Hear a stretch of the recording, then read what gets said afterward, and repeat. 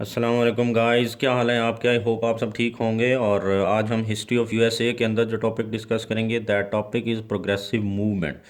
ये जो progressive movement का टॉपिक है ये प्रीवियस लेक्चर के साथ लिंक है। मैं ये बड़े बड़े जो 5-6 टॉपिक्स हैं ये एक सीक्वेंस के अंदर इसलिए पढ़ा रहा हूँ ताकि आप लोगों को सारी चीज़ें समझ आ जाएं जो पहले हुई और जो अभी हो रही हैं और जो आने वाले टाइम के अंदर होनी है।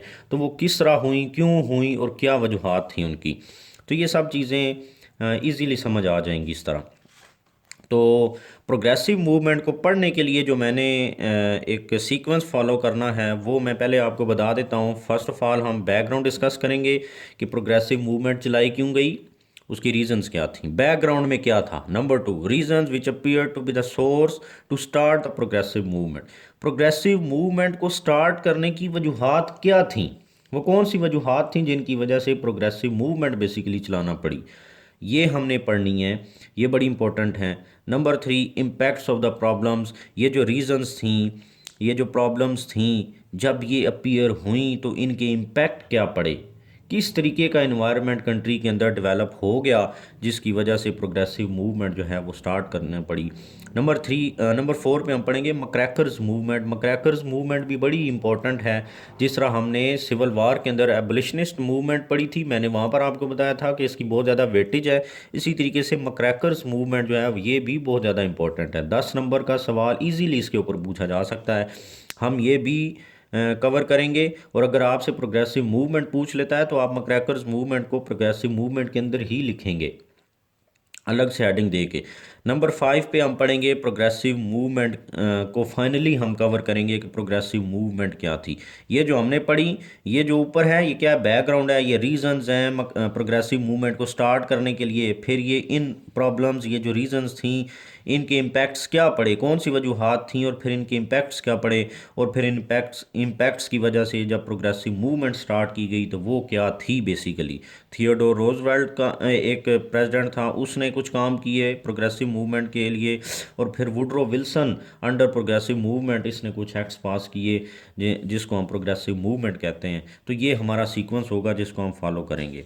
तो let's start from background and reasons. आज के टॉपिक के अंदर हम ये 3 चीज़ें कवर करेंगे और फिर नेक्स्ट टॉपिक के अंदर एक के अंदर हम क्रैकर्स मूवमेंट देखेंगे और उसके बाद प्रोग्रेसिव मूवमेंट देखेंगे। तो let's start the today's topic और वो है प्रोग्रेसिव मूवमेंट के अंदर background and reasons of movement, और फिर हम इम्पैक्ट्स पढ़ लेंगे इन रीजंस के। तो सबसे पहले बैकग्राउंड क्या है, पहले तो आप इस चीज़ को समझें कि मैंने बताया था कि 1865 के अंदर वार जो थी सिविल वार वो एंड हुई थी। ठीक है, सिविल वार जब एंड हुई तो मैंने आपको बताया कि कॉन्स्टिट्यूशनल अमेंडमेंट्स की गई थी 13, 14 एंड 15। जो स्लेव्स आज़ाद हुए थे उनको प्रोटेक्शन प्रोवाइड करने के लिए और स्लेवरी को बैन करने के लिए और फिर उनको कॉन्स्टिट्यूशनल राइट्स देने के लिए। इसके बाद बट हुआ क्या, वो सारी चीज़ें आपको पता है कि वो राइट्स तो मिले, लेकिन क्या हुआ कि वो प्रैक्टिकली कॉन्स्टिट्यूशनल अमेंडमेंट्स तो कर दी गई लेकिन प्रैक्टिकली उनको वो राइट्स नहीं दिए गए।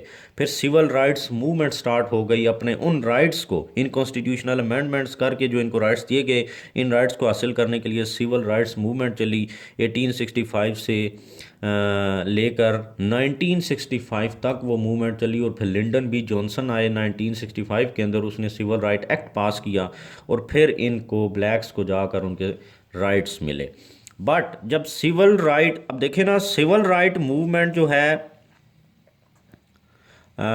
1865 से 1965 तक जाकर ये सिविल राइट मूवमेंट का पीरियड है।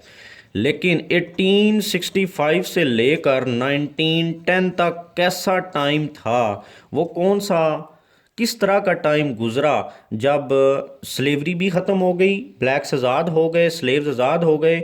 लेकिन इस टाइम पीरियड के दौरान ऐसा क्या हुआ, कौन सी ऐसी वजूहात थी कि फिर कंट्री के अंदर प्रोग्रेसिव मूवमेंट चलाना पड़ गई। तो इस टाइम के अंदर जा हम देखेंगे। उसके बाद तो 1910 के बाद जो चीज़ें हुई, फिर 65 के अंदर राइट्स मिल गए ना, ये चीज़ें हमने देखनी है। Reasons for movement, progressive movement को चलाने के लिए कौन सी रीजंस थी, बेसिकली प्रॉब्लम्स क्या थे। नंबर 1, उसमें जो पहली चीज़ है, नंबर 1 फिरोशियस कैपिटलिज्म। कैपिटलिज्म बहुत ज़्यादा पीक पर था। ज़बरदस्त किस्म का कैपिटलिज्म था कंट्री के अंदर। इंडस्ट्री जो थी वो फ्लरिश कर रही थी। मैंने आपको बताया था जब सिविल राइट्स मूवमेंट ख़त्म हुई तो उसके एंड पे क्या हुआ, इंडस्ट्री बहुत ज़्यादा ग्रो की। जो साउथ की प्रोडक्ट्स रॉ मटेरियल था वो नॉर्थ ने यूज़ किया और इस तरह इंडस्ट्री जो है वो बहुत ज़्यादा पीक पे चली गई।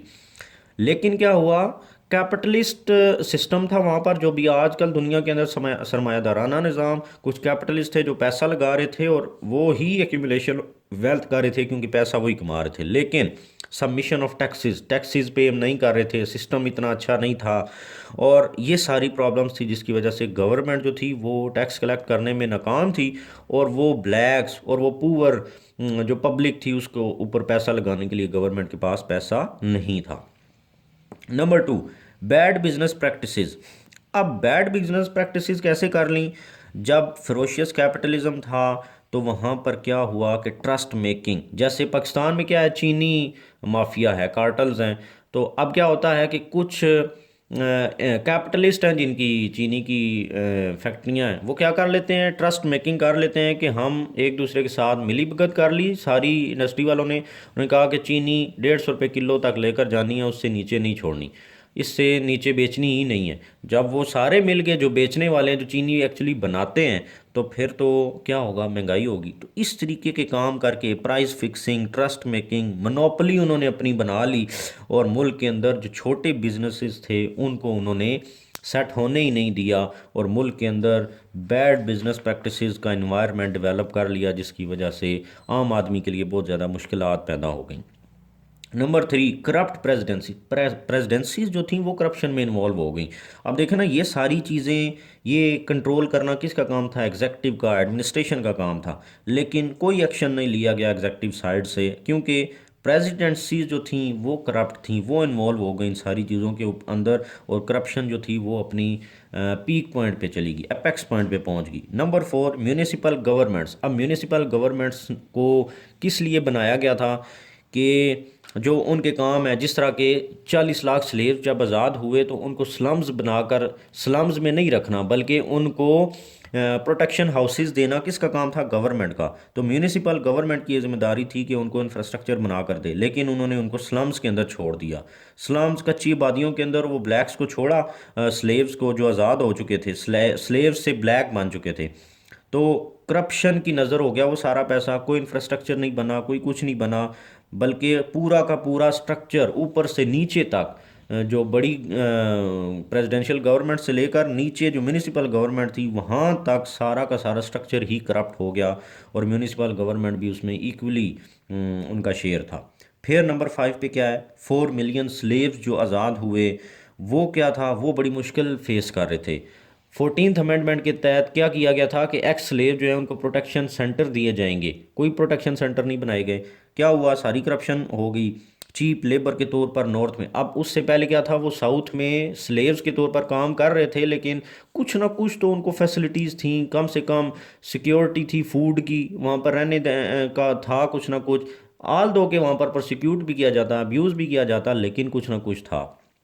लेकिन जब वो वहाँ से माइग्रेट करके नॉर्थ में आ गए तो नॉर्थ में तो उनको चीप लेबर के तौर पर यूज़ किया गया, इंडस्ट्री के अंदर नॉर्थ वालों ने किया, जो कि उनके राइट्स के लिए बात कर रहे थे।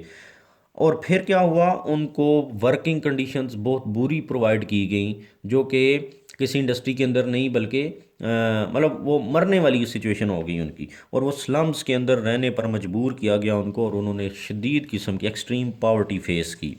अब ये वजूहात थी, इस तरीके का इन्वायरमेंट डेवलप हो चुका था 1965 से 1910 तक। अब आप देखें ये इनमें जो मेजोरिटी प्रॉब्लम्स थी ना, ये फेस की कि इन्होंने वो 40 लाख जो स्लेव्स थे उन्होंने, क्योंकि उस वक्त आबादी तो इतनी ज़्यादा तो नहीं थी ना, आज आबादी बहुत ज़्यादा, उस वक्त कितनी आबादी होगी वो आप चेक कर सकते हैं। तो ये 40 लाख की आबादी जो थी ये वाली, ये बहुत बड़ा एक नंबर था उस मुल्क के लिए। तो ये कुछ प्रॉब्लम्स थे जो रीजंस बन रहे थे किसके लिए, प्रोग्रेसिव मूवमेंट के लिए। अब ये जो मैंने बताया, ferocious capitalism, bad business practices, corrupt presidencies, municipal government, ये स्लेव्स के इश्यूज, तो इनकी वजह से कुछ इम्पैक्ट्स भी तो पड़े होंगे मुल्क के अंदर। अब वो इम्पैक्ट्स क्या थे, नंबर 1 देखें, करप्शन बहुत ज़्यादा होगी, करप्शन पीक पे चली गई। पाकिस्तान जैसा मुल्क जिसके अंदर वो कहते हैं करप्शन ऊपर ही जा रही है। तो अब आप हमारे हालात देखें कैसे हैं, हम उधार और बेल आउट पैकेजेस और महंगाई, इन्फ्लेशन, ये सब चीज़ें हम फेस कर रहे हैं। तो करप्शन बहुत ज़्यादा होगी, फिर इनइक्वालिटी आ गई। जब कैपिटलिज्म आ गया, अमीर जो है एक्यूमुलेशन ऑफ वेल्थ कर रहे हैं और गरीबों को कुछ दे नहीं रहे, तो इनइक्वालिटी जनरेट हो रही है। वो ब्लैक्स जो थे बेचारे वो और ज़्यादा प्रोसिक्यूट होना शुरू हो गए।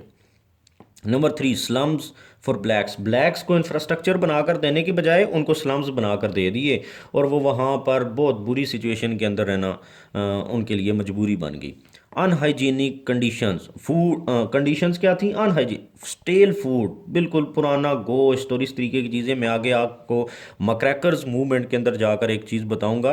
अनहाइजीनिक फूड उनको देना शुरू किया, जो कि 2-2 साल का पुराना गोश्त उन्होंने फ्रीज़ किया हुआ था वो उनको देते थे स्लम्स के अंदर। तो इस तरीके की हालात डेवलप हो चुके थे। फिर चाइल्ड लेबर, ब्लैक्स के जो चिल्ड्रन थे उनको चाइल्ड लेबर के तौर पर यूज़ किया गया, इतना ज़्यादा अब्यूज़ कि देखें मुल्क की सिचुएशन क्या होगी उस वक्त। प्रोस्टिट्यूशन, अब जब पावर्टी है उस तरीके से चीप लेबर के तौर पर भी यूज़ किया जा रहा है, इकोनॉमिक और फूड सिक्योरिटी भी नहीं है, तो विमेन जो थी ना ब्लैक्स की, उनको प्रोस्टिट्यूट किया गया, अब्यूज़ किया गया पावर्टी की वजह से, पैसे देकर उनको अब्यूज़ किया गया प्रोस्टिट्यूशन के ज़रिए। फिर बैड वर्किंग कंडीशंस प्रोवाइड की। अब आप देखें हर जगह पर जो वर्कर्स होते हैं, एम्प्लॉयज़ होते हैं, उनको कुछ ना कुछ सहूलियात प्रोवाइड की जाती हैं, कुछ फैसिलिटीज़ दी जाती हैं कि जिस इन्वायरमेंट के अंदर वो काम करते हैं।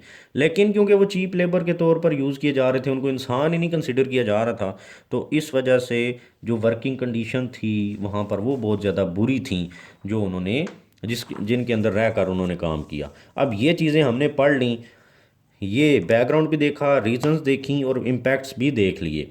अब आपके जहन में ऑटोमेटिकली चीज़ें आएंगी कि जब ये हालात थे मुल्क के, तो फिर क्या हो रहा होगा।